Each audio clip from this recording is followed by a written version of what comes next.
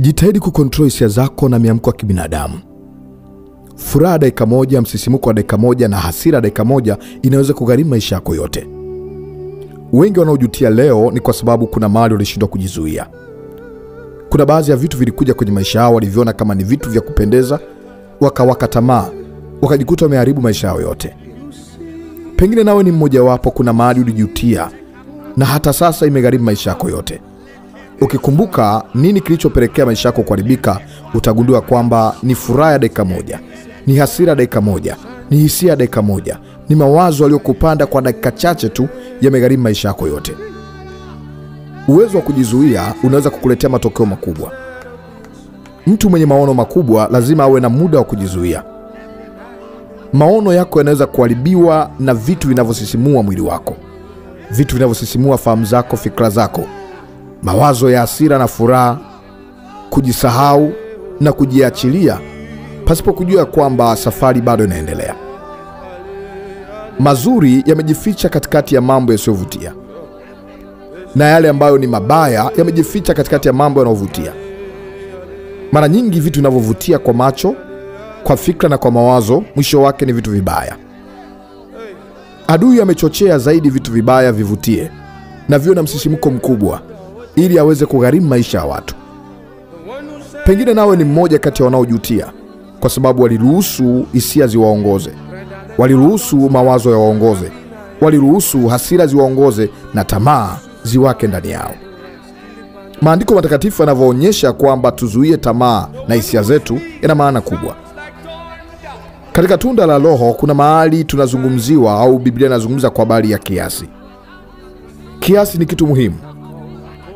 Kila jambo kilifanya kwa kuzidisha na pasipo kujizuia linaweza kukuharibia maisha yako yote.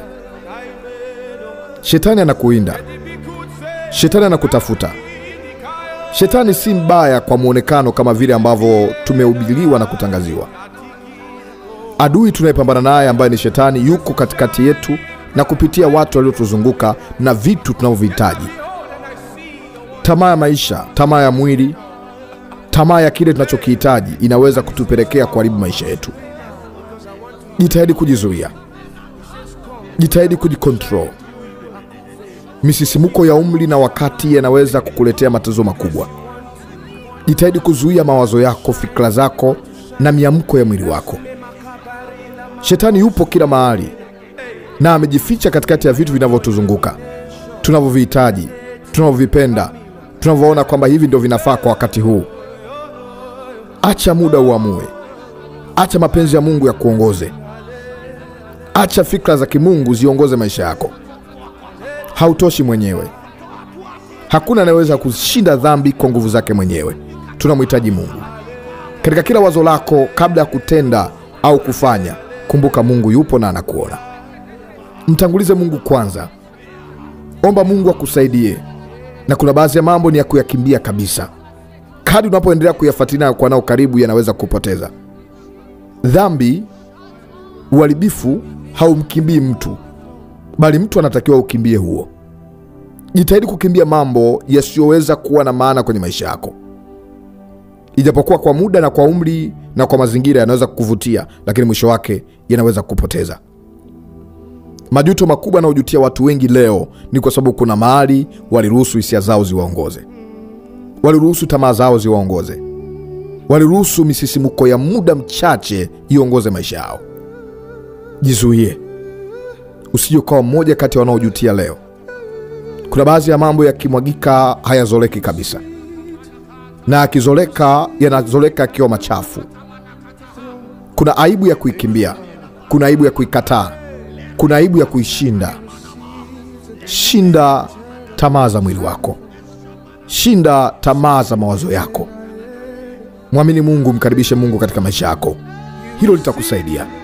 Hilo linaweza kuleta mabadiliko makubwa katika maisha yako ya sasa na hata ya baadaye. Hilo wazo unalokuinuka na linalokujia unapaswa kulishinda. Dhambi iko mlangoni pako, imekupasa kuishinda. Mshinde huyo ni shetani. Ishinde hiyo nia ambayo inainuka ndani yako. Hayo mawazo machafu yanayoinuka ndani yako yanaweza kugharimu maisha yako yote. Huyo ni shetani anayekuhubiria ubaya huo. Leo hii kubali kumfuata Kristo na nia ya Kristo, kwa kuwa mara zote nia ya Kristo ni njema maishani mwetu.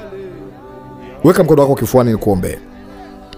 Mungu Baba, muumba wa mbingu na nchi, ninaamini na kusadiki kwako yote yanawezekana. Ujumbe huu ulikuwa ni kwa ajili ya huyu mpendwa anayenisikia. Najua ili neno linaweza kuendelea kuishi ndani yake. Ninaomba Roho Mtakatifu mpe nguvu ya kushinda, mpe neema, mpe wepesi, muondolee tamaa na nia mbaya, muondolee mawazo machafu yanayoinuka ndani yake, fikra mbaya, maamuzi mabaya anayotaka yafanye ili aweze kufanyikiwa kwenye jambo fulani au atimize haja fulani. Muondolee uchafu ambao adui anauinua ndani yake, muondolee aibu ambao shetani anainua ndani yake, muondolee mambo ya sirini anayoyawaza, marafiki wabaya na ushawishi mbaya, pepo la kukata tamaa na kuwaza kwamba bora litokee lolote ili maisha yangu yaendelee au nipate furaha. Mungu unayeweza kutupa furaha, mpatie furaha mtu huyu utokao kwako. Muondolee uchungu, hasira na maamuzi mabaya. Ninaomba Mungu usimpungukie mtu huyu. Ninaomba Mungu usinyamaze kwa ajili ya mtu huyu. Ewe roho chafu ya shetani, ninakuamuru kuanzia sasa toka. Ewe mawazo mabaya ya shetani, nia mbaya, toka. Hauna mamlaka kwa jina la Yesu. Ninakuapisha, ondoka. Achia nafsi ya mtu huyu. Achia nafsi ya mtu huyu. Achia mawazo yake na fikra zake. Katika jina la Yesu nakufungua. Kila kifungo kilichokaa ndani yako, naamuru kitoke kwa jina la Yesu. Naamuru kitoke kwa jina la Yesu. Sauti hii penye mpaka ndani kwenye vilindi vyako vya moyo, ikakufungue kila utepe wa shetani na ukata kwa jina la Yesu. Neema ya Mungu itoshe ndani yako katika jina la kuu la Yesu Kristo na kufungua.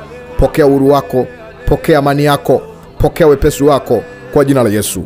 Amen. Mungu wa mbinguni akubariki. Naitwa mwombezi Pastor Godwin Ndelwa. Niliomba na wewe. Naamini maombi haya na ujumbe huu umeinua maisha yako. Ikiwa unahitaji msaada zaidi wa kiroho, karibu kwa namba ilionekana kwenye skrini yako.